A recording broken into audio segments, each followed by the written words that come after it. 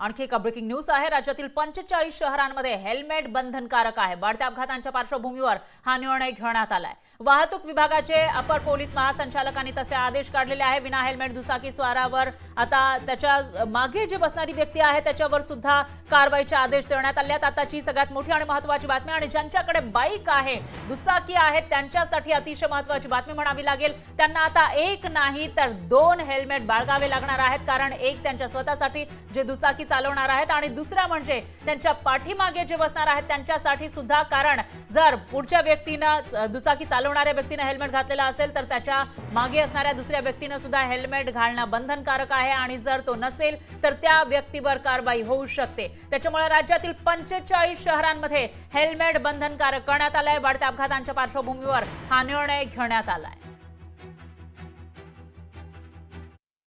नाशिक शहरामध्ये जो दुचाकी चालक आहे आणि सहप्रवासी आहे यांनी कृपया हेल्मेट परिधान करावे। राज्य पातळीवरून पण याबाबत परिपत्रक निघालेलं आहे। नाशिक शहरात पण यापुढे विशेष मोहीम राबवून दंडात्मक कार्यवाही करण्यात येणार आहे। तरी कृपया सर्वांनी सहकार्य करून हेल्मेट परिधान करावे। लोकशाही मराठी ऐका, पहा, जागरूक रहा।